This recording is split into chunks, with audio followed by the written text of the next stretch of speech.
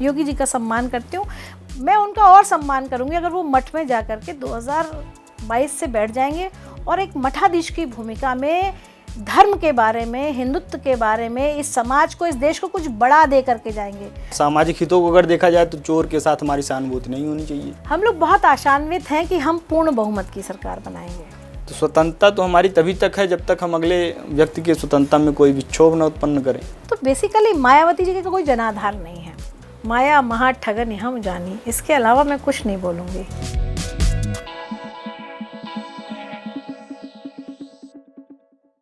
नमस्कार, आप देख रहे हैं एनबीसी हिंदी का खास कार्यक्रम रूबरू। इस कार्यक्रम के जरिए हम आपको एक ऐसी शख्सियत से रूबरू करवाते हैं जो किसी परिचय का मोहताज नहीं होता। आज हमारे साथ एक ऐसी महिला हैं जिन्होंने महिलाओं के उत्थान के लिए, ज़रूरतमंदों की मदद के लिए अनेक काम किए। समाजवादी पार्टी से राष्ट्रीय प्रवक्ता रह चुकी हैं। अखिलेश यादव की जो पूर्व मुख्यमंत्री रह चुके हैं उत्तर प्रदेश के, उनकी बेहद करीबी मानी जाती हैं। सपा सरकार में 10-90 की रूपरेखा इन्होंने तैयार की। इसके साथ ऐसे तमाम इन्होंने कामकाज किए जिससे समाज को इन पर गर्व है। नाम है डॉक्टर रोली तिवारी मिश्रा। मैम, आपका बहुत बहुत स्वागत है एनबीसी हिंदी पर। बहुत बहुत धन्यवाद। मैम, समाजवादी पार्टी से जुड़ने के पीछे की खास वजह क्या है?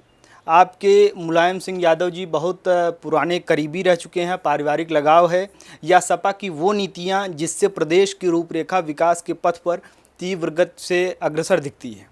आखिर किन वजहों के चलते समाजवादी पार्टी से आपका इतना लगाव है? देखिए, मेरा जो मैं जुड़ी थी लगभग 15 वर्ष समाजवादी पार्टी से हो गए। आदरणीय मुलायम सिंह यादव जी, क्योंकि मेरा जो ससुराल क्षेत्र है वो मैनपुरी, मेरे बाबा ससुर जो थे वो वैसे कांग्रेस के लीडर थे। उस टाइम पे सभी लोग कांग्रेस के हुआ करते थे, स्वतंत्रता सेनानी थे श्री जयगोपाल मिश्रा जी। तो उनकी एक विरासत को संभाला, लेकिन मेरे पति तो फौज में हैं।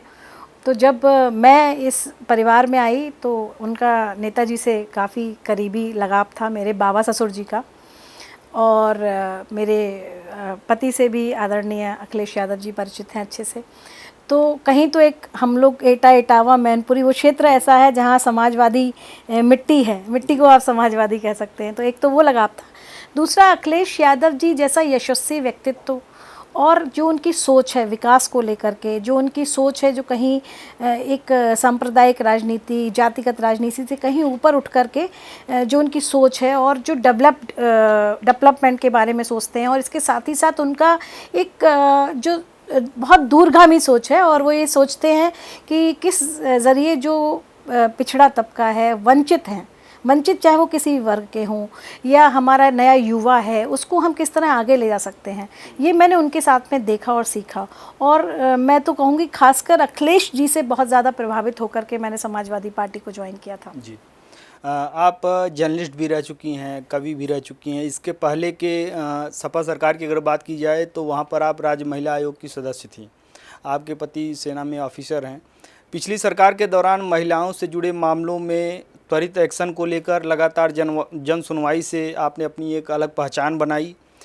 उत्तर प्रदेश विधानसभा चुनाव की अगर बात की जाए तो सपा की सरकार आई तो आपको बड़ी जिम्मेदारी भी मिल सकती है। क्या उस वक्त भी रोली तिवारी वही रोली तिवारी होंगी जिसका हर पल लोगों के दुख में उसी तरह से लगा रहता है जिस तरह से इस समय लगा है? लोगों के लिए उसी तरह से आप प्रतिबद्ध रहेंगी? ये सवाल इसलिए कि सत्ता में आने के बाद बहुत से राजनेताओं को हमने देखा है कि लोगों से उतना लगाव नहीं रहता है जितना लगाव एक्चुअल में जब तक दूरी रहती है सत्ता से तब तक रहता है। तो कहीं ना कहीं वो एक डिस्टेंस बन जाता है जब वो सत्ता के सुख को पा जाते हैं। बैंक जी, आपकी पहली पंक्ति में थोड़ा सा संशोधन करना चाहूँगी। पत्रकार आज भी हूँ, अपनी बेबाक राय रखती हूँ, फ्रीलांस राइटिंग करती हूँ। देश और विदेश में भी कई देशों को घूम चुकी हूँ जहाँ मैं अपने वक्तव्य रखती हूँ। एक लेखक के तौर पर लिखती रहती हूँ। स्वांता सुखाए लिखती हूँ, मेरा ब्लॉग है रोली की डायरी से, वो चलता है।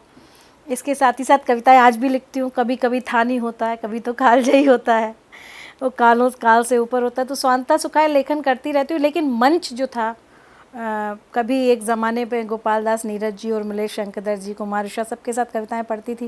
लेकिन मंच एक अरसे के बाद छोड़ दिया, क्योंकि हम लोग एक बहुत ही पारंपरिक ब्राह्मण परिवार से आते हैं। तो वहाँ पर उस समय मंच की स्वीकार्यता नहीं थी। और मेरे जो मामा जी थे, नाना मेरे, मैं आपको बता दूं, श्री विजय नारायण मिश्रा जी, उनको काकोरी कांड में पंडित राम प्रसाद बिस्मिल जी के साथ में काले पानी की सज़ा हुई थी, तो वो अंडमान निकोबार में ही उनका जीवन कटा। उसके बाद जब वो आए, स्वतंत्र हुआ देश, और मामा जी जो मेरे थे वो डायरेक्टर ऑफ एजुकेशन थे राजस्थान के, तो उनका खासकर कहना था कि नहीं, बच्चियों को हमें पढ़ाना, उनका प्रभाव घर पर महात्मा मम्मी पर ज़्यादा था, तो उन्होंने कहा कि बेटियों को हमें ज़्यादा पढ़ाना है, लेकिन ये मंच वंच की संस्कृति से दूर। लेकिन कविता स्वांतः सुखाए लेखन आज भी करती हूँ, लेख आज भी लिखती हूँ। महिलाओं के उत्थान के लिए महिला आयोग आपके द्वार हमने एक योजना चलाई थी। मेरा ये मानना था मयंक जी कि एक महिला जो पीड़ित है, चाहे उसके साथ बलात्कार हुआ है, चाहे छेड़खानी हुई है, चाहे वो घरेलू हिंसा की शिकार है, या उसके साथ कुछ भी बहुत बुरा हुआ है, तो वो महिला अगर आयोग, उसको पहले तो आयोग के बारे में पता ही नहीं होता। दूसरा ये होता है कि जब वो आयोग जाएगी तो उस दिन हो सकता है संडे हो, कोई छुट्टी हो सकता है आयोग की माननीय सदस्य वहाँ बैठी ना हो, अध्यक्ष बैठी ना हो सकता है वहाँ पूरे प्रोटोकॉल को फॉलो ना कर पाए, पढ़ी लिखी नहीं हो, क्योंकि जो हिंसा की खबरें आती हैं या महिलाओं के प्रति जो हमारे उत्पीड़न की खबरें आते हैं, वो अशिक्षित महिलाओं के साथ ज़्यादा आती है। तो ऐसी स्थिति में वो कहाँ जाएंगी, कहाँ भटकेंगी। तो मैंने आदरणीय राष्ट्रीय अध्यक्ष अखिलेश यादव जी, जो तत्कालीन मुख्यमंत्री थे, उनसे ये प्रस्ताव रखा था कि क्यों ना हम महिला आयोग आपके द्वार चलाएं, और आयोग के जरिए प्रस्ताव भेजा गया, और उसमें बड़ा आधारभूत परिवर्तन ये हुआ कि महिला आयोग में सुनवाई ना हो करके, सुनवाई जो थी वो हम लोग स्वयं, जितने सदस्य थे, मेंबर्स थे, वो 14 सदस्यों को अलग अलग मंडल आवंटित हो गए थे। मेरे पास आगरा मंडल था, अलीगढ़ मंडल था, और कितने सारे शहर थे। तो वहाँ के हम सर्किट हाउस में बैठ करके त्वरित सुनवाई करते थे, और उसके बाद हमने उसका और विस्तार किया कि महिला आयोग, हम चौपाल तक जाएंगे, हम चौराहों तक जाएंगे, हम सड़कों तक जाएंगे, हम वहाँ पर अनाउंसमेंट कराते थे, होर्डिंग्स लगवाते थे और बताते थे कि अगर आप कहीं को, आपको कोई उत्पीड़न है तो इस दिन इस समय हम बैठेंगे, आप आइए। और इसके साथ ही साथ एक बड़ी जो हमारी तरफ से था, आयोग की तरफ से, कि हम अपने साथ सारे प्रशासनिक अधिकारी, प्रशासन, इसके अलावा पुलिस के बड़े अधिकारियों को अपने साथ बिठाते थे, महिला थाने की जो क्षेत्राधिकारी उसको बिठाते थे, तमाम पुलिस के अधिकारी बैठते थे, और हम लोग उस समय बैठ कर के न्याय देते थे। और अब आपने कहा कि सपा की सरकार आती, निसंदेह हम लोग उम्मीद कर रहे हैं कि 22 में 22 के लाएगी। तो मैं बड़ी अति महत्वाकांक्षी नहीं और महत्वाकांक्षी भी नहीं हूँ, राजनीतिक महत्वाकांक्षा नहीं है। समाजवादी पार्टी मेरा परिवार है, और उस परिवार से जुड़ कर के मैं काम कर रही हूँ। अगर कोई जिम्मेदारी पुनः आदरणीय अखिलेश यादव जी देते हैं तो स्वीकार है, वरना मैं एक छोटे कार्यकर्ता की तरह पार्टी के लिए काम करती रहूँगी। समाजवादी पार्टी से आप ताल्लुक़ रखती हैं, आप ब्राह्मण परिवार से हैं, और सपा की सरकार में यादवों का थोड़ा सा बढ़ जाता है, जो भी है थोड़ा सा आप देखेंगी तो कहीं ना कहीं थानों से लेकर हर विभाग तक 90% महत्वपूर्ण पदों पर यादवों की तैनाती हो जाती है। इस मामले को लेकर आप क्या कुछ कहना चाहेंगी? कहीं ना कहीं पूरा एक यादवों की पृष्ठभूमि उस हिसाब से, मतलब जातिगत तरीके से सारा सब कुछ हो जाता है। मैंने बहुत ये इसलिए कह रहा हूँ क्योंकि ये चीज़ें मैंने ज़मीन पर देखी। एक्चुअली इस बात को कहते हैं, लेकिन पोस्टिंग अच्छी जगहों पे मिल जाती है। इस बात को कहते हैं, पर मैंने उतने करीब से जब अखिलेश जी को काम करते देखा तो मैंने महसूस इसलिए नहीं किया क्योंकि मैं ब्राह्मण हूँ। उन्होंने मुझे एक बहुत बड़ा आकाश दिया उड़ने के लिए। माता प्रसाद पांडे जी को उन्होंने वो बनाया, विधानसभा का अध्यक्ष बनाया। तमाम हमारे यहाँ मंत्री बनाए, कैबिनेट मिनिस्टर मनोज पांडे को बनाया, हमारे यहाँ संतोष पांडे को लंबुआ से उन्होंने विधायक बनवाया, पवन पांडे को उन्होंने वन विभाग दिया, मंत्री बनाया, और जूही सिंह जी अभी हमारी प्रवक्ता वो भी ठाकुर हैं। तो एक जो जातिगत अमूमन विपक्ष आरोप लगाता है, तो इसको बहुत सिरे से, क्योंकि मैं तो कई बार जो हमारे आसपास जो मेरे होते थे थानाध्यक्ष, कोई ब्राह्मण होता था, कोई ठाकुर होता था, कोई बनिया होता था, ऐसा नहीं है। लेकिन आम तौर पे लोग, क्योंकि यादव की पार्टी है, तो लोग ये आरोप आम तौर पे लगाते रहते हैं कि भाई हर जगह यादव हैं। अगर हर जगह यादव होते तो वहाँ पक्ष रोली तिवारी मिश्रा नहीं रख रही होती। तो ये मुझे लगता है बड़ा एक निराधार सा पक्ष है, क्योंकि हम लोगों को एक बहुत बड़ा आकाश मिला है समाजवादी पार्टी में। यानी आपके हिसाब से वो चीज़ें नहीं, मेरे हिसाब से वो चीज़ें बिल्कुल नहीं है। हाँ, लेकिन एक बात तो है कि जब समाजवादी की, देखिए मुलायम सिंह यादव जी बहुत, मैं इसमें झूठ नहीं बोल सकती, चाहे मुलायम सिंह यादव जी हों, चाहे लालू प्रसाद यादव जी हों, वो एक बहुत ज़मीन से उठ करके आते हैं, और वो उस जाति या उस समाज से उठ करके आते हैं जहाँ उससे पहले उतना बड़ा नेता किसी ने नहीं देखा। तो निसंदेह एक बहुत बड़ा समूह, चाहे वो बिहार हो, और चाहे वो उत्तर प्रदेश हो। एक बहुत बड़ा समूह, यादव समूह, उनकी तरफ आशा की दृष्टि से तो देखता ही है, और वो उसके नेता भी हैं।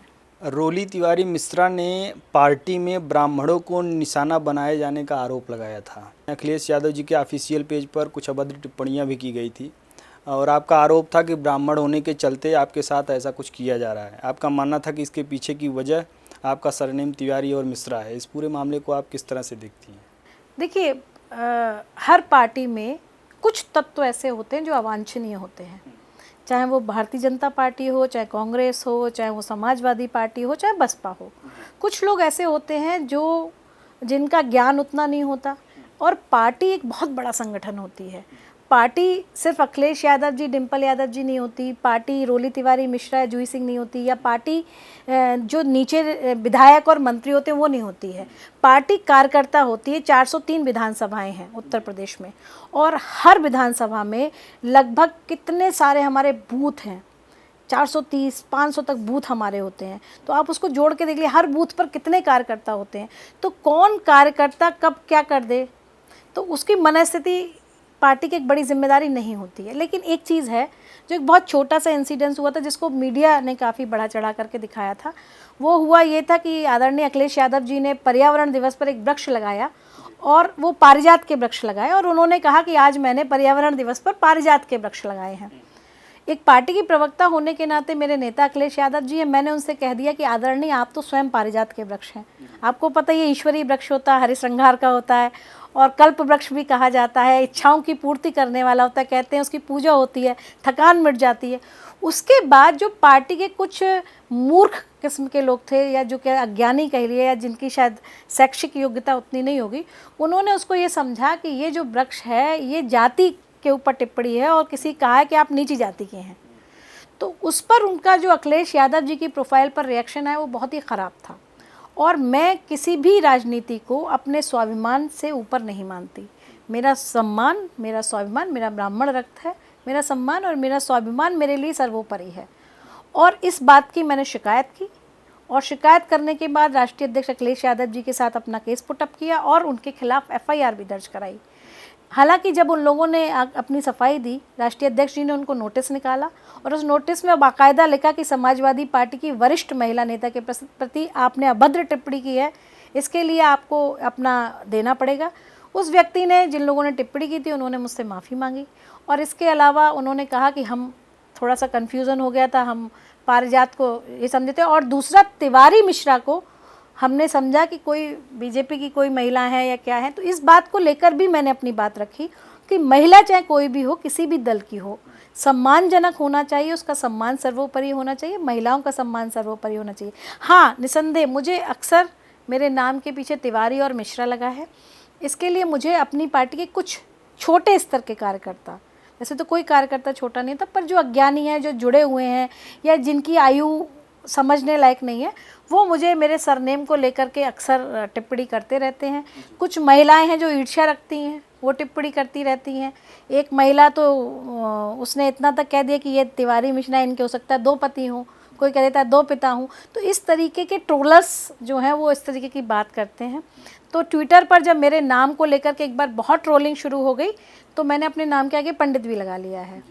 उन्होंने कहा कि आप अपने नाम के पीछे से आप नाम के पीछे समाजवादी लगाइए या कुछ लगाइए। तो मैंने कहा मुझे नाम के पीछे तिवारी या मिश्रा लगाने का अधिकार संविधान ने दिया है, और मैं बचपन से जब नर्सरी क्लास से पढ़ती थी और जब तक मैंने उच्च शिक्षा ली, स्नातकोत्तर किया, डॉक्टरेट किया, मैं अपनी जाति लिखती आई हूँ, मैं कौन सी जाति की हूँ, मैं किस धर्म की हूँ, तो मैं उसको लगाने का अधिकार मुझे संविधान ने दिया है, और मैंने अपने नाम के आगे पंडित भी लगा लिया है। तो इसको आप थोड़ा सा चाहे मेरा एक नेचर कह लीजिए, चाहे मेरा व्यवहार कह लीजिए, चाहे मेरा स्वाभिमान कह लीजिए, क्योंकि मैं अपने ऊपर मैं कभी किसी भी जाति पर गलत टिप्पणी नहीं करती। आप कहीं कोई प्रोफाइल उठा के देख लीजिए, ना ही मैं किसी धर्म पर गलत टिप्पणी करती हूँ, लेकिन मेरे ब्राह्मण समाज, मेरी जाति पर अगर कोई गलत टिप्पणी करता है तो वो असहनीय होती है, अस्वीकार्य होती है, मैं खुल कर के उसका विरोध करती हूँ। जी, कोरोना काल की अगर बात की जाए तो आपने निस्वार्थ भाव से अपने लोगों तक मदद पहुँचाई, ये सब सारी चीज़ें की। इस बीच आपकी तबीयत भी खराब हो गई। कोरोना की दूसरी लहर में जो इस तरह की अव्यवस्था हुई, इसके पीछे आप किसको जिम्मेदार मानती हैं? क्या भारतीय जनता पार्टी ने कुछ ऐसा बहुत बड़ी लापरवाही की गई, या इस तरह का माहौल बन गया, सिचुएशन इस तरह की हो गई किस तरह से आप पूरे इस कोरोना की दूसरी लहर को किस तरह से आप देखती हैं? देखिए, जब कोरोना हुआ हम सभी डरे हुए थे। एक नया वायरस था, विश्व को इसके बारे में ज्ञान नहीं था। मार्च में जो स्थितियां हुई, लॉकडाउन लगा, मार्च के बाद अप्रैल मई में जो लहर में स्थितियां अगर हुई, देखा जाए तो पहली लहर को तो हम स्वीकार करेंगे। जो भी पहली अव्यवस्थाएं लहर हैं, में हमारे हिसाब से उस हिसाब से कंट्रोलिंग भी कर ली गई। जो उतनी हमारी चीजें बिगड़ नहीं अव्यवस्थाएं हैं उनको भी हम स्वीकार करते हैं। जो सरकार से त्रुटियां हुई उसको भी हम स्वीकार करते हैं, क्योंकि मैं कहीं पर विपक्षी पार्टी होने के नाते पहली लहर में सरकार की किसी भी प्रकार की कोई आलोचना नहीं करूंगी।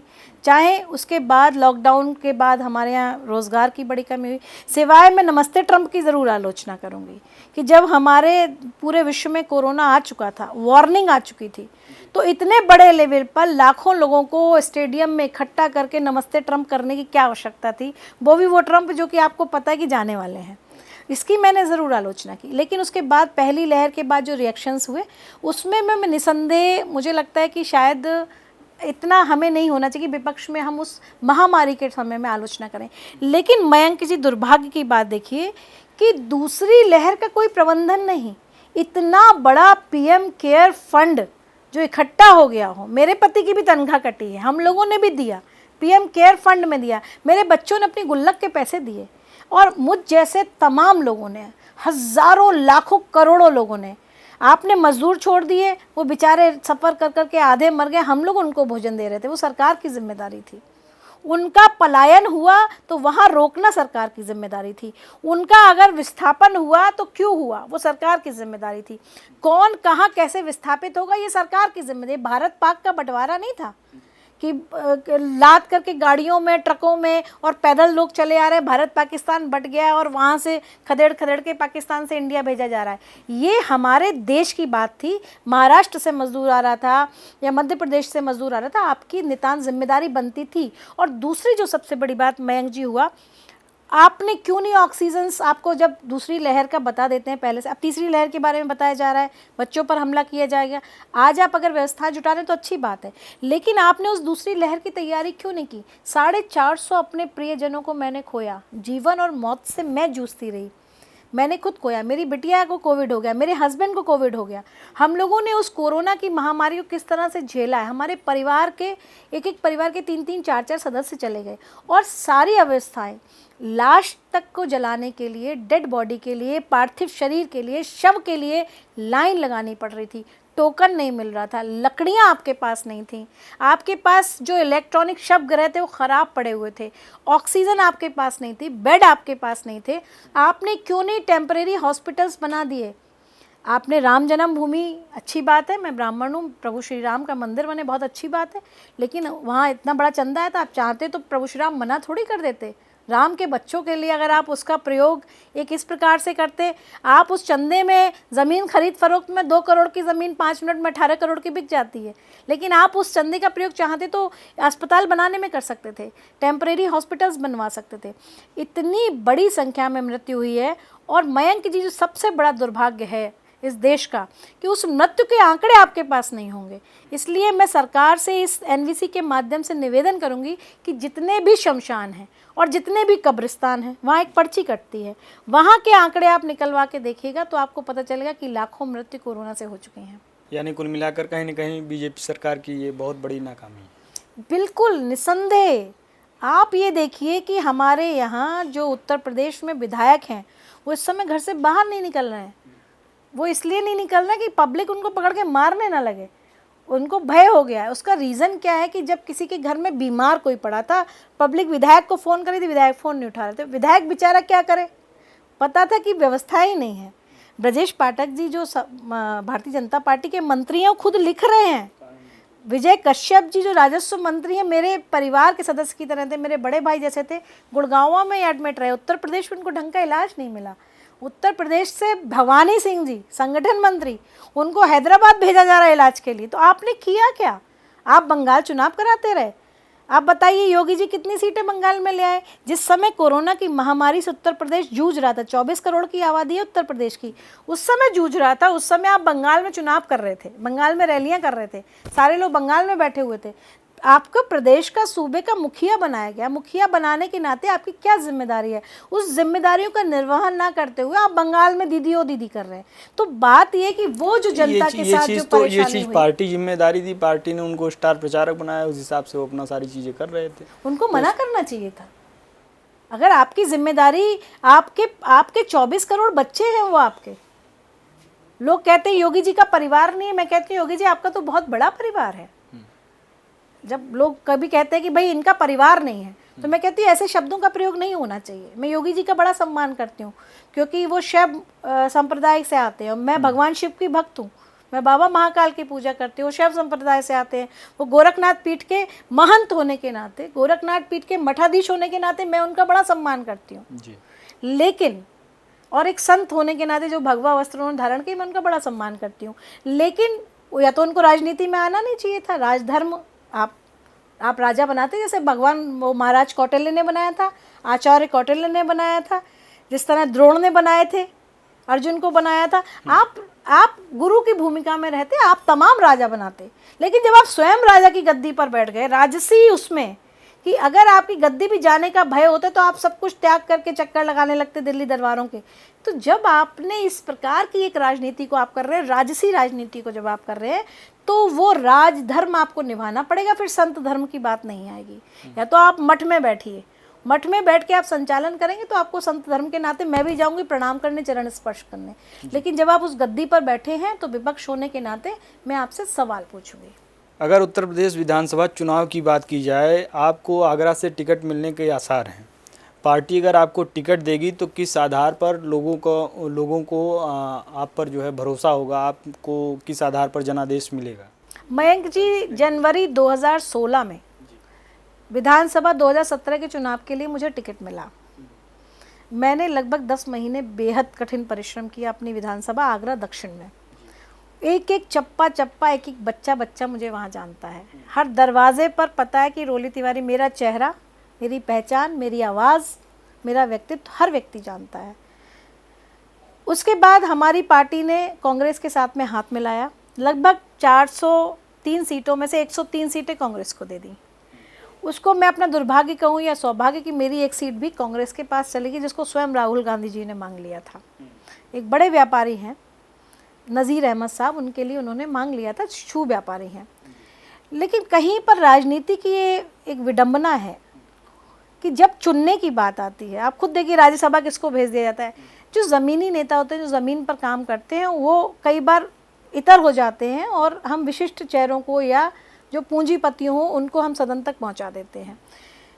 नज़ीर अहमद साहब दूसरी बार हारे, अच्छी तरीके से भी नहीं हारे, सपा का कांग्रेस के गठबंधन में भी हार गए। मेरी शुभकामनाएं उनको, दोबारा कभी लड़ें तो जीते। लेकिन इस बार मैंने कोई टिकट नहीं मांगा है और कोई किसी भी तरह की कोई पद नहीं मांगा है, बल्कि जिन पदों पर मैं हूँ वो भी मैं उस पर कोई काम नहीं कर रही। मैं पार्टी के लिए ज़मीनी स्तर पर काम कर रही हूँ। मेरा उद्देश्य अखिलेश यादव जी को मजबूत करना है।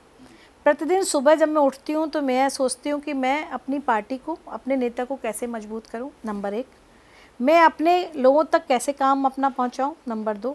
अगर सुल्तानपुर में किसी को परेशानी है, आपके जौनपुर में किसी को परेशानी है, वाराणसी में, प्रयागराज में कहीं, या फिर आप पश्चिमी यूपी ले लीजिए, नोएडा से शुरू करिए, बुलंदशहर, या फिर आप मेरा एटा इटावा, मैनपुरी, फिरोज़ाबाद, शिकोहाबाद ले लीजिए, या बागपत, अमरोहा, सहारनपुर, मेरठ, मुजफ्फरनगर, आप ये बेल्ट ले लीजिए पश्चिमी की या पूर्वांचल की। कहीं किसी का एक मैसेज आता है, एक कॉल आता है, सोशल मीडिया पर मेरी अच्छी खासी एक दखल है, तो जहाँ आता है वहाँ मैं उनकी मदद के लिए जाती हूँ, मदद के लिए पहुँचती हूँ। पूरा उत्तर प्रदेश मेरा परिवार है और बिना किसी राजनीतिक महत्वाकांक्षा के मैं अपनी पार्टी के लिए और अपने नेता के लिए मेहनत कर रही हूँ। और बाकी मैंने सब ईश्वर के ऊपर और अपने नेता के ऊपर छोड़ दिया है। जब जहाँ वो जैसी जिम्मेदारी देंगे वो मुझे स्वीकार्य होगी। Boss is always right. वो जहाँ कहेंगे कि भाई आपको एक बूथ संभालना है, मैं बूथ संभालूंगी। वो कहेंगे आपको एक वार्ड संभालना है, मैं वार्ड संभालूंगी। वो कहेंगे आपको एक विधानसभा देखनी है, विधानसभा देखूंगी। पार्टी का आदेश सर्वोपरि। सर्वोपरि। एक चीज़ ये बताइए मैम, उत्तर प्रदेश में इस समय कुछ सियासी हलचल हुई है। योगी जी को भी देख लीजिए, स्वतंत्र देव सिंह जी सब लगातार दिल्ली आ रहे हैं, ये सब तमाम चीज़ें। आपको कुछ अपने नज़रिए से आप कुछ बताना चाहेंगी कि इसमें क्या कुछ हो रहा है, क्या कुछ कैसे चल रहा है, क्या पार्टी में सब कुछ ठीक ठाक नहीं चल रहा है? देखिए, मेरे जो पत्रकार साथी मुझे बताते हैं, आप जैसे प्रबुद्ध पत्रकार साथी, वो हमेशा ये कहते हैं कि भारतीय जनता पार्टी में एक बहुत बड़ा विधायक दल, विधायक तबका योगी जी से नाराज है। लेकिन मुझे जो मेरा कहना है, और अच्छा एक चीज़ ये भी है जो आप ये नाराज़गी वाली बात बता रही हैं, नाराज़गी के पीछे की एक वजह ये भी है कि योगी जी कहीं ना कहीं उनको जो है, ये चीज़ मैं देखा हूँ कि पहले की सरकारों की अगर बात की जाए तो उस हिसाब से वो अपना काम कर लेते थे, यानी कुछ करवाना है, ट्रांसफ़र, पोस्टिंग, इस तरह से और भी तमाम चीज़ें हैं। लेकिन योगी सरकार ने पूरी तरह से इनको एकदम से ये समझिए कि बिल्कुल उस हिसाब से किया नहीं है कि मतलब आप पार्टी से जुड़े हैं, पार्टी के विधायक हैं, तो आप इसका दुरुपयोग करें। इस वजह से भी हो सकता है कि नाराज़गी हो। देखिए, उसको दुरुपयोग नहीं कहते हैं जी मयंक जी। नहीं, मैं आपको एक बात बताऊं, एक विधानसभा में ऑलमोस्ट 4.5 लाख वोटर होता है जी।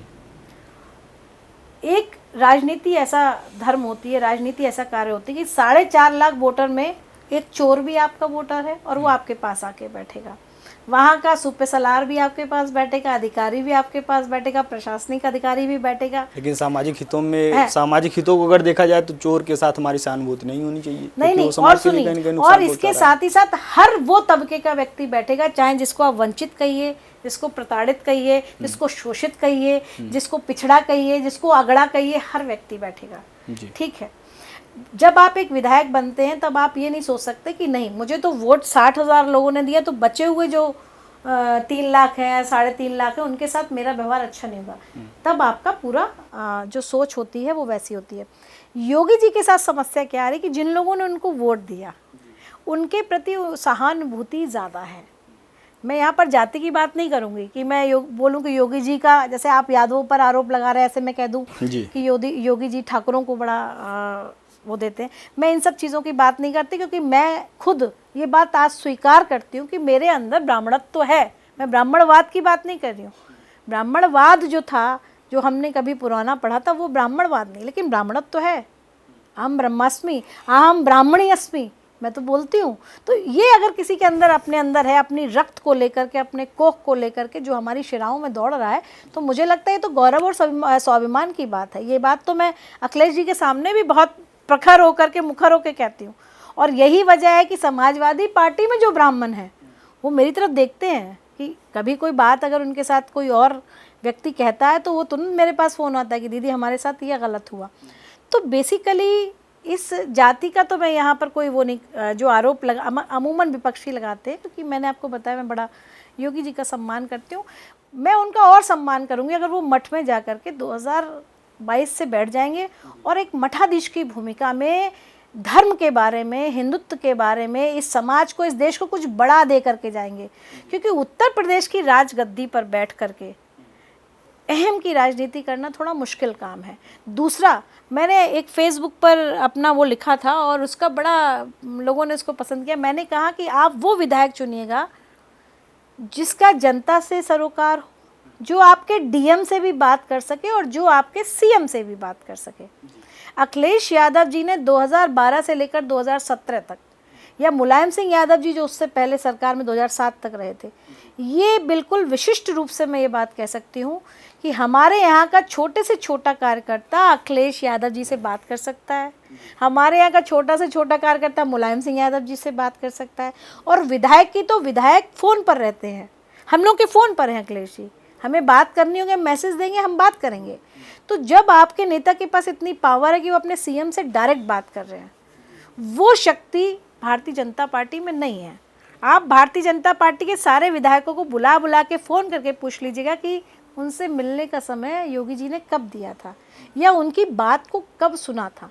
कम से कम हमारी पार्टी में इतना लोकतंत्र तो है कि हम अपनी बात रखते हैं, हमारे नेता सुनते हैं। और इसलिए अखिलेश यादव जी ने इतनी विकास की योजनाएं बना डाली इतने कम समय में। अच्छा, आप मुझे भारतीय जनता पार्टी के 5 विकास गिना दीजिए। आप इतने सारे उनके सांसद विधायकों के इंटरव्यू करते हैं, 5 विकास के काम नहीं गिना सकते। जो हमारे काम है उनके फीते काटे उन्होंने। हमारा 1090 हमारा 100 नंबर था, उसको उन्होंने 112 लिख दिया। एक वोट ही तो बना छोटा सा।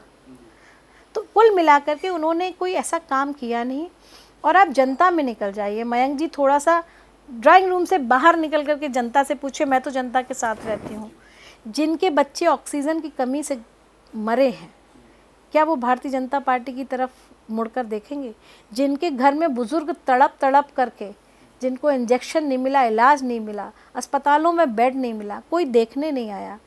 गोरखपुर में जो बच्चे ऑक्सीजन की कमी से गए, जो अपने प्रियजनों की लाशें कंधों पर लाद करके स्कूटर पर, मोटरसाइकिल पर, साइकिल पर लाद के ले गए, जो अपने प्रियजनों को ठेले पे लाद के ले गए, जहाँ कफन और लकड़ियाँ नहीं मिली, अंतिम संस्कार कहते हैं किसी का भी हो, कम से कम वो पार्थिव शरीर होता है, वो शव होता है, वो पूजनीय होता है, हमारे सनातन धर्म में लिखा है। तो एक सनातन मुख्यमंत्री वह व्यवस्था भी नहीं कर पाए, तो इससे ज़्यादा शर्मनाक क्या होगा उत्तर प्रदेश के लिए। एक चीज़ आप ये बता रही हैं कि बड़ा वोट बैंक है, हमको सबको साथ लेके चलना है, सबको एक निगाह से देखना है।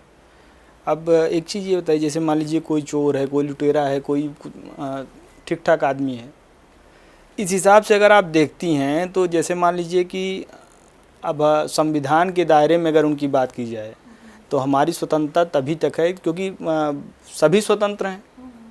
तो स्वतंत्रता तो हमारी तभी तक है जब तक हम अगले व्यक्ति की स्वतंत्रता में कोई विक्षोभ न उत्पन्न करें।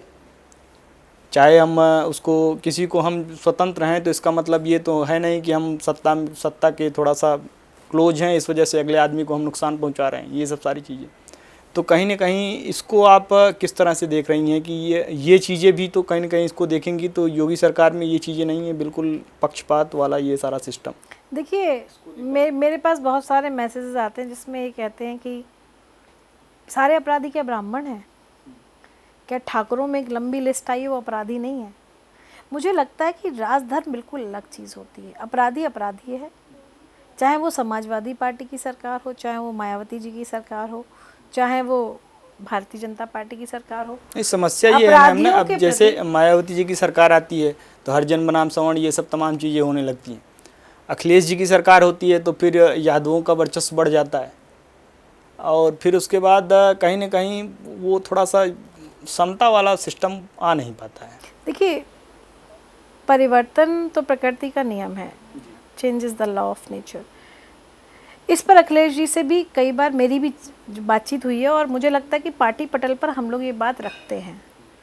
एक जो परसेप्शन जनता में गया कि साहब नहीं यादव जो है हावी हो जाते हैं, इस परसेप्शन से हमें बाहर निकलना पड़ेगा।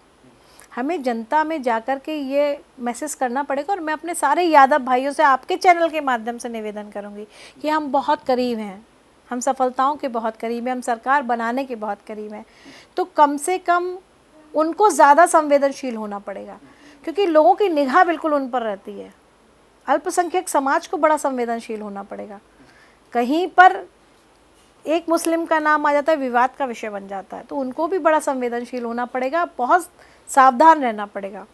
इसके साथ ही साथ ये बात भी स्वीकार्य है कि बड़ी संख्या में SC/ST एक्ट का दुरुपयोग भी हो रहा है। जो कानून हमारी सुरक्षा के लिए, हमें उत्थान के लिए बनाए गए हैं, वो कानून अमूमन आज की तारीख में कहीं पर उनका दुरुपयोग भी हो रहा है, चाहे वो महिला हितों के कानून हो। हमारे बेचारे एक तिवारी जी 20 साल बाद जेल से छूटे, पता चला उन पर रेप का जो आरोप लगा था वो झूठा था, उस व्यक्ति की तो पूरी ज़िंदगी चली गई। ऐसे तमाम लोग हैं, ऐसे तमाम लोग आज भी बंदी गृहों में हैं। हमें उन पर पुनर्विचार करना पड़ेगा, सरकार को देखना पड़ेगा, ये बड़ी जिम्मेदारी है। और हम जैसे लोग जो प्रबुद्ध लोग हैं, अगर अपनी सरकार बनती तो ये मेरी जिम्मेदारी है कि मैं अखिलेश जी को ये बातें प्रेषित कर सकूं, बता सकूं, पार्टी पटल पर रख सकूं। और निसंदेह भारतीय जनता पार्टी के पास भी एक बड़ा थिंक टैंक है, बल्कि वो तो दिल्ली से चलते हैं, हम लोग तो यूपी में ही चलते हैं। हमारे यहाँ कम से कम ये है कि आप कितना भी हमारे ऊपर परिवारवाद का आरोप लगा लीजिए, लेकिन हमारा एक परिवार है, पार्टी एक परिवार भी है हमारी, उसमें सब तरीके के लोग हैं। हम लोग बैठकर बातचीत करते हैं, लोकतंत्र है, हम अपनी बात रखते हैं। हमारे दिल्ली से कोई चला रहा है या कोई नागपुर से चला रहा है, ऐसा नहीं होता। तो ये बड़ी समस्या है कि मुझे लगता है कि शायद योगी जी के हाथ कहीं ऐसी जगहों पर बंधे होंगे। और दूसरी चीज़ ये है कि अपराधियों के प्रति उनकी नीति अभी तक हम लोगों को समझ में नहीं आई। उन्होंने कह दिया ठोको, अपराधियों को ठोको। अब ठोको अपराधियों को उन्होंने कर दिया, तो कहीं भी आप कहीं किसी भी जगह ठोक देंगे।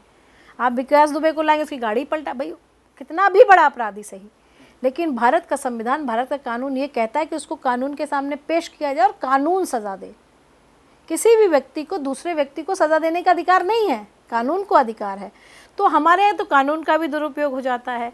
इसके साथ ही साथ तमाम ऐसे मुद्दे हैं जिन पर मुझे लगता है कि अब तो खैर योगी सरकार के पास समय ही नहीं है, 2 महीने बाद आचार संहिता लग जाएगी, उनकी अमूमन सारी शक्तियाँ क्षीण हो जाएंगी। लेकिन एक जो बड़ी समस्या है, जो भारतीय जनता पार्टी के लोग आकर के मुझसे कहते हैं कि विधायकों के पास कोई शक्ति नहीं, सांसदों के पास कोई शक्ति नहीं, कार्यकर्ताओं के पास कोई शक्ति नहीं। आगरा में अभी हमारा बेचारा भारतीय जनता पार्टी का शहर अध्यक्ष था, वो कोई बात के लिए गया तो एडीएम ने उसको हड़का दिया, बोले तेरे सारा नशा उतार दूंगा। इसका मतलब नशे का आरोप जो सीनियर लीडर्स पे लगता है, नीचे भी सब नशे ही करते हैं क्या? तो अधिकारियों का जो बात करने का ढंग है वो नेताओं के साथ खराब है, नेता अधिकारी के साथ खराब तरीके से बात करें। कुल मिलाकर के कोई सामंजस्य नहीं है विधायक में, जनप्रतिनिधि में और जो प्रशासनिक अधिकारी है। उसकी वजह से पूरी जनता जो उत्तर प्रदेश की है वो सफ़र हो रही है, वो परेशान हो रही है, क्योंकि अधिकारी विधायक की बात नहीं सुन रहा, विधायक की बात सीएम नहीं सुन रहा, और सीएम की बात संघ नहीं सुन रहा, और संघ की बात पीएम नहीं सुन रहे। तो एक्चुअली एक दूसरे की बात कोई सुन ही नहीं रहा है, और उसमें जो हमारे यहाँ की जनता है वो सफ़र कर रही है, वो परेशान हो रही है। अगले साल उत्तर प्रदेश में विधानसभा चुनाव है, आपको क्या लगता है कि समाजवादी पार्टी पूर्ण बहुमत से सत्ता पर काबिज हो पाएगी? अगर आपका जवाब हाँ है तो किन वजहों के चलते लोगों का भरोसा समाजवादी पार्टी पर बन पाएगा? एक चीज़ ये भी है कि अगर मान लीजिए गठबंधन वाली कंडीशन बनती है तो आप किस पार्टी के साथ जाना पसंद करें? देखिए, गठबंधन का निर्णय तो राष्ट्रीय अध्यक्ष जी लेते हैं जी। हम लोग फिर भी कुछ सुगबुगाहट होगी अंदर से? हम लोग बहुत आशान्वित हैं कि हम पूर्ण बहुमत की सरकार बनाएंगे।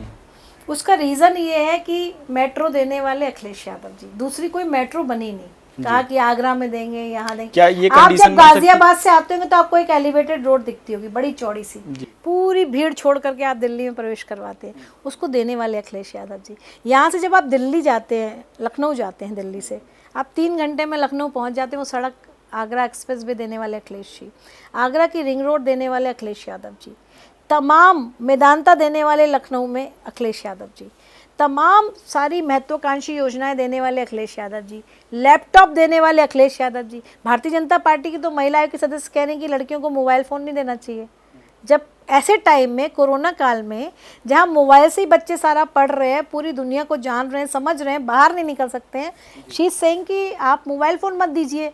ये उनकी सोच है, नहीं तो लड़कियां भाग जाती हैं लड़कों के साथ।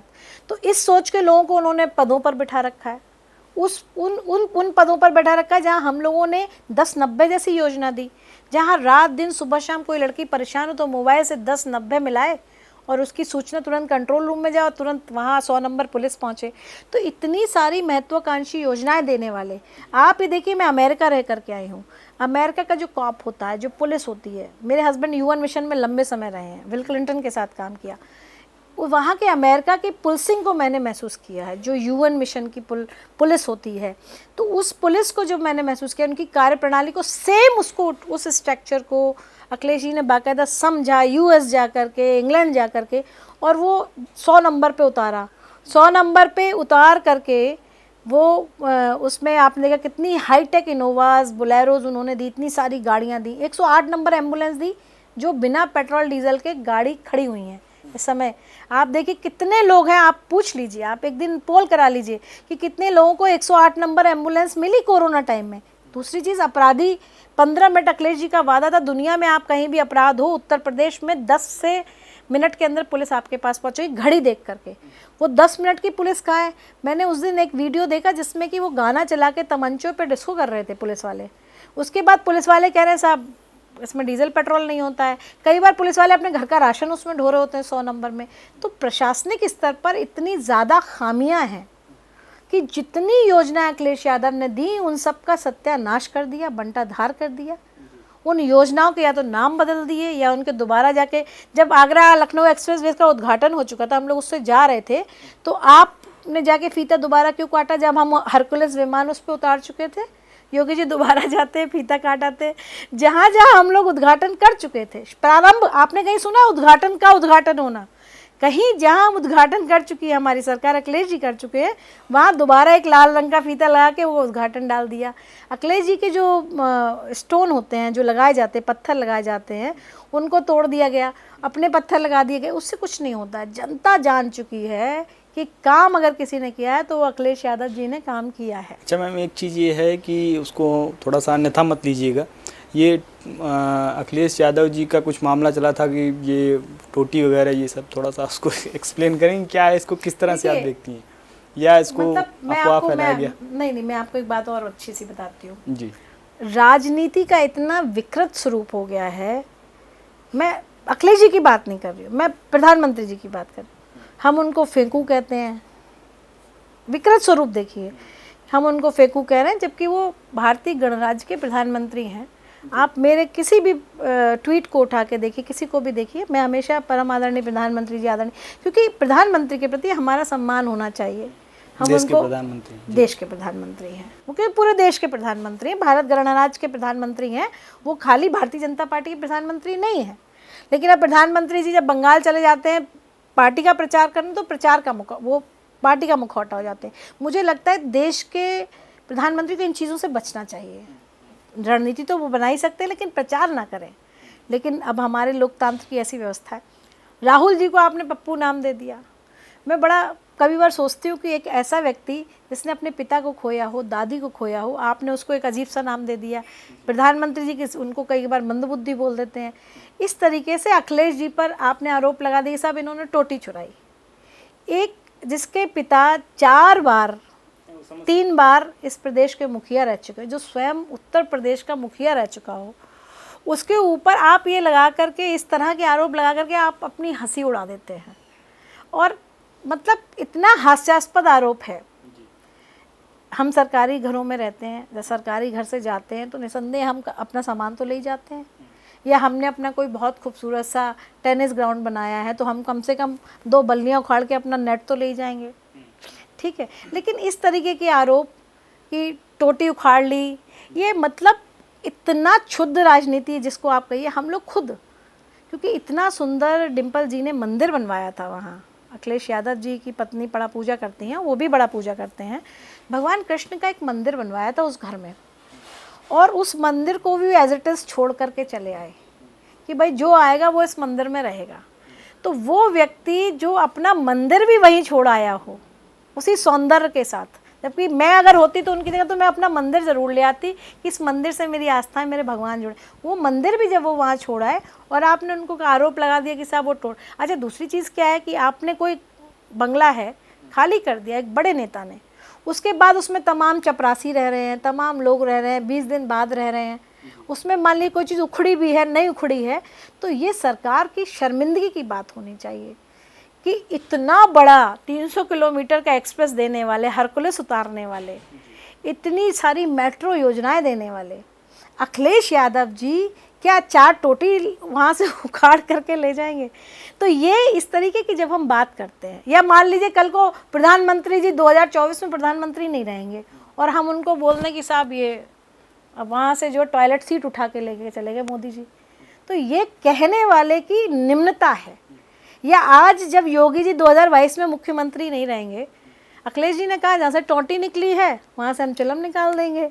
लेकिन सबसे बड़ी बात है कि वहाँ हम ये बोलें कि भाई योगी जी 2022 में मुख्यमंत्री नहीं रहे, 5 कालीदास पे जब अखिलेश जी जाएंगे तो वो कहते हैं कि साहब यहाँ का तो बल्ब भी निकले हुए हैं, यहाँ के बल्ब उखड़े हुए हैं, या यहाँ के टॉयलेट सीट योगी जी उठा करके ले गए। तो अगर हम इस तरीके की बात भी करेंगे तो निसंदेह मयंक जी बहुत छोटी बातें होंगी। इस बात को जिस तरह से टोटी बोलते हैं उस समय उस तरीके से आप ट्रोलर को देख करके दे दीजिएगा। जो टूल किट वाली बात है, 2 रुपये बेचारे हमारे युवा बेरोज़गार हैं, 2-2 रुपये की ट्वीट करते हैं और उसमें ये सब चीज़ें चलती हैं। मुझे लगता है कि शायद ये विचार और चर्चा का विषय नहीं होना चाहिए इस बड़े लेवल पर, जहाँ हम बैठ करके 24 करोड़ आबादी के रोज़ हित की बात सोचते हैं, जहाँ अखिलेश जी कहते हैं कि डाटा देना चाहिए अब हमें, जहाँ कहते हैं कि हमें अब मोबाइल फ़ोन भी देना चाहिए, लैपटॉप कितना अच्छा रहा। आप सोचो उस टाइम जो लैपटॉप मिले बच्चों को, इस बार हमें और देना चाहिए। हम जो पेंशन दे रहे थे महिलाओं को वो हम 1000 रुपये करेंगे, कम से कम 1000 रुपये महीने एक औरत के खाते में आएगा। विधवा पेंशन देंगे, हम बेटियों को 30, 35, 50 हज़ार रुपये उनके विवाह के लिए देंगे। हम मंदिर बनवाएंगे, हम मठों का निर्माण करेंगे जहाँ जो साधु संत जिनकी हत्याएं हुई हैं बीजेपी काल में उनको एक आश्रय मिले। हम वृद्धाश्रम बनवाएंगे, हम मेट्रो बनवाएंगे नई नई, हम पूर्वांचलों में सड़कें बनवाएंगे, हम प्रत्येक गांव को सड़क से जोड़ेंगे। ये जो विज़न लेकर के व्यक्ति चल रहा हो उस पर इस तरीके के आरोप तो बड़े हास्यास्पद हैं। अब तो बड़ी हंसी आती है, कोई मुझ पर भी लोग ट्रोल करते हैं जब मैं अखिलेश जी के साथ कोई फ़ोटो डालती हूँ या कुछ भी करते हुए। हम लोगों का part and parcel of life है। हम लोग इतना अब इसको स्वीकार कर लिया, इतना ग्रहण कर लिया है कि हम इस तरीके की बातों पर, आप देखिए कि मुझ पर सिर्फ मेरे सरनेम लगाने पर हज़ारों टीका टिप्पणी होती हैं। आप गूगल सर्च कर लीजिएगा, आप खाली डॉक्टर रोली तिवारी मिश्रा डालें उसमें आ जाए कितनी टिप्पणियाँ होती हैं। कोई बात नहीं, अब हम सार्वजनिक जीवन में घर से बाहर हमारा कदम निकल चुका है तो हम लोग की संपत्ति हैं। अब लोग हमारे बारे में क्या बोलता है क्या कहता है ये उसकी अपनी जिम्मेदारी है, हमें अपने आप को उस तरीके से रखना है। उत्तर प्रदेश की सियासत में पूर्व मुख्यमंत्री मायावती जी की अगर बात की जाए तो आप किस तरह से देख रही हैं, इस चुनाव में उनका क्या कुछ रोल रहेगा? मैं कबीरदास जी को बहुत पढ़ती हूँ, माया महा ठगन हम जानी, इसके अलावा मैं कुछ नहीं बोलूँगी। मुझे लगता है एक पंक्ति में जो है आप इस आशय को समझ सकते हैं, तो बस आप इसकी व्याख्या खुद कर लीजिए। माया, कबीरदास जी तब कह गए थे और वो किस माया के लिए कहा गया था मुझे नहीं पता, उन्होंने कहा माया महा ठगनी हम जानी।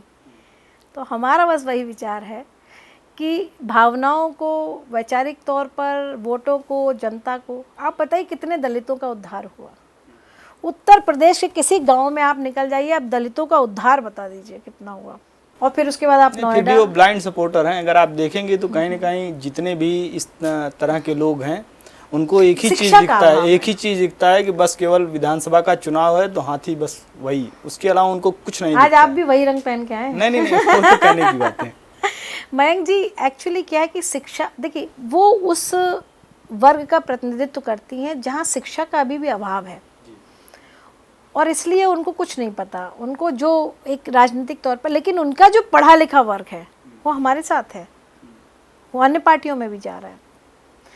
अब जो एक जातिगत राजनीति थी या जो एक वोटर, जो ब्लाइंड सपोर्टर वाली बात आप करते, तो बहुत दलित वोट बहुत है उत्तर प्रदेश में, उसके बाद ये क्यों शून्य पर पहुंच गई?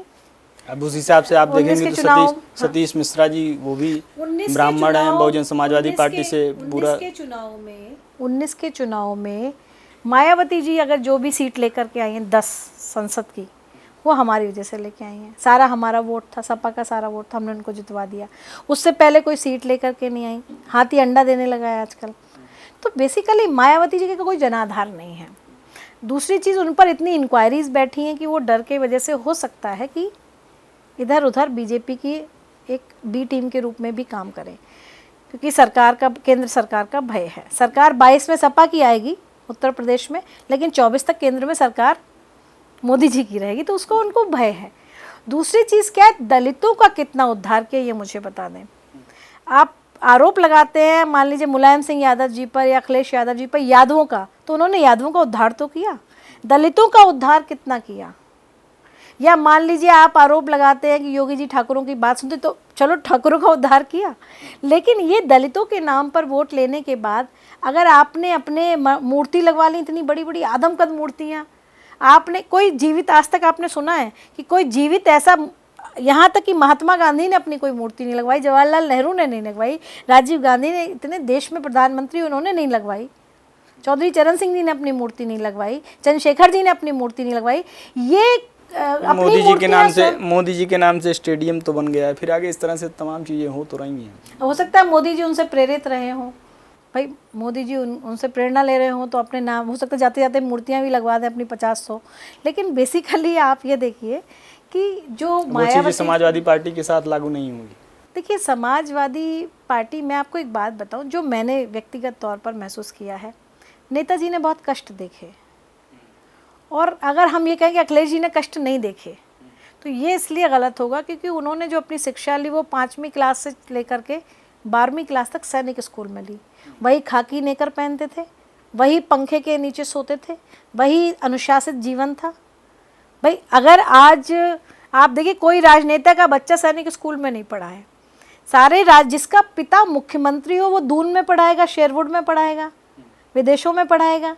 वो एक ऐसे धौलपुर के आप स्कूल चले जाइए आज की तारीख में, बच्चों के पास एसी तो छोड़े कूलर नहीं, पंखों में बच्चे सोते हैं। अनुशासित जीवन है, सुबह 6 बजे उठते हैं, खाकी नेकर पहन के पीटी परेड करते हैं, ज़मीन में बैठते हैं, ऊपर नीचे होते हैं, जो उनका भोजन है। तो एक सामान्य व्यक्ति का बच्चा, एक सिपाही का बच्चा वहाँ पढ़ता है, एक सामान्य व्यक्ति का बच्चा वहाँ पढ़ता है। वहाँ अखिलेश जी ने अगर अपने जीवन के 6 या 8 साल काटे हैं तो मुझे लगता है कि बहुत बड़ी बात है। उन्होंने उस अनुशासित जीवन को जिया है, वही अनुशासित जीवन नेताजी ने जिया है। और आप भी आज जब इंटरव्यू लेने जाएंगे तो भोजन की पहली थाली आपके लिए आएगी, वो लोग अपने लिए नहीं लाएंगे। तो ये जो उनका भाव है जनता के प्रति, कार्यकर्ताओं के प्रति, ये अलग है। और मैं आपको एक बात और बता दूं, आप मयंक जी बहुत गंभीरता से महसूस कर लीजिएगा, इस देश में बहुत कम ऐसे नेता हैं जिनकी पर्सनल फैन फॉलोइंग है। ये आप मान लीजिए योगी जी आज भारतीय जनता पार्टी के चेहरे हैं मुख्यमंत्री, तो उनकी फॉलोइंग है। जब वो उस पद से हट जाएंगे तो एक बड़े वर्ग की फॉलोइंग दूसरी तरफ चली जाएगी जो मुख्यमंत्री होगा, ठीक है। या हिंदुत्व के चेहरे के नाम पर जो उनकी फैन फॉलोइंग है, कोई और बड़ा हिंदुत्व का चेहरा है उसकी तरफ चले जाएगा। लेकिन अखिलेश यादव जी की ये विशेषता है, मैं आपको बता रही हूँ। अगर मुझ जैसी महिला एक आर्मी ऑफिसर की वाइफ होकर के अगर आपके सामने बात कह रही है कि उनकी एक विशेषता है कि जो लोग उनसे जुड़े हैं वो उनसे जुड़े हैं, और वो जुड़ने का जो काम है वो नेताजी ने, अखिलेश जी ने, उनके पूरे परिवार ने। और अब तेज प्रताप तीसरी पीढ़ी आ गई है। मैं 3 पीढ़ियों के साथ मैंने काम किया, शिवपाल चाचा के साथ में काम किया है मैंने, अखिलेश यादव जी के साथ काम किया है, मुलायम सिंह यादव जी के साथ काम किया, अब मैं तीसरी पीढ़ी के साथ काम कर रही हूँ, तेज प्रताप जी के साथ काम कर रही हूँ, धर्मेंद्र यादव जी के साथ में काम किया। पूरा परिवार इतना सहज, इतना सरल, इतना समर्पित। इटावा के जिला पंचायत अध्यक्ष अंशुल यादव, अभी आधी रात को मुझे ज़रूरत होगी मैं फ़ोन करूँगी, तुरंत उठाएंगे, बहन जी काम बताइए। तो जो ये सरलता है, जो सहजता है, जो गाँव कापन है, जो अपनापन है, ये हर नेता में नहीं मिलता। आप मुझे बता दीजिए मायावती जी कितने लोगों से मिली और अखिलेश जी इस विपक्ष में कितने लोगों से मिल रही है। हमें भी मिलना होता है, हम भी चले जाते हैं, हम अधिकार से लड़ लेते हैं। मैं तो कितनी बार कितनी बातों पर मयंक जी अपनी बात इतने बेबाक तरीके से रख देती हूँ, निष्पक्ष तरीके से रख देती हूँ, लड़ लेती हूँ, नेताजी से लड़ लेती हूँ कि नहीं नेताजी ये गलत हुआ, ये सही नहीं हुआ। हम डांट खा लेते हैं, हमें भगा भी दिया जाता है, हमें बुला भी लिया जाता है। मतलब एक परिवार की तरह से है। नेताजी डांट देते हैं, कभी कभी बुला करके डांट देते हैं, हम लोग रो पड़ते हैं कि नेताजी आपने हमें डांट दिया, हम तो इतना अच्छा काम कर रहे थे। फिर वो कहते हैं कि चलो ठीक है, फिर बुलाते हैं, फिर वो खाना खिलाते हैं हम लोगों को। मैं आज तक समाजवादी पार्टी में 1 रुपए की मिठाई लेकर के कभी बड़े नेता के घर नहीं गई। मुलायम सिंह जी के यहाँ, अखिलेश जी, मैं वहाँ से मिठाई लेकर के आती हूँ, जैसे एक बेटियाँ अपने घर से आती हैं, तो नेताजी से जब मिलने जाते हैं तो वहाँ से हम लेकर के आते हैं। तो ये जो भाव है एक नेता का अपने कार्यकर्ताओं के प्रति, ये उनको विशिष्ट बनाता है। चलिए, भविष्य के लिए आपको बहुत बहुत शुभकामनाएं। एनबीसी हिंदी को आपने अपना कीमती समय दिया, इसके लिए बहुत बहुत आभार। बहुत बहुत शुक्रिया। तो ये थी हमारे साथ डॉक्टर रोली तिवारी मिश्रा जी। अगले हफ्ते हम आपको फिर एक ऐसी ही शख्सियत से रूबरू करवाएंगे जो किसी परिचय का मोहताज नहीं होगा। देश दुनिया की तमाम बड़ी खबरों के लिए जुड़े रहिए हमारे साथ, देखते रहिए एनबीसी हिंदी।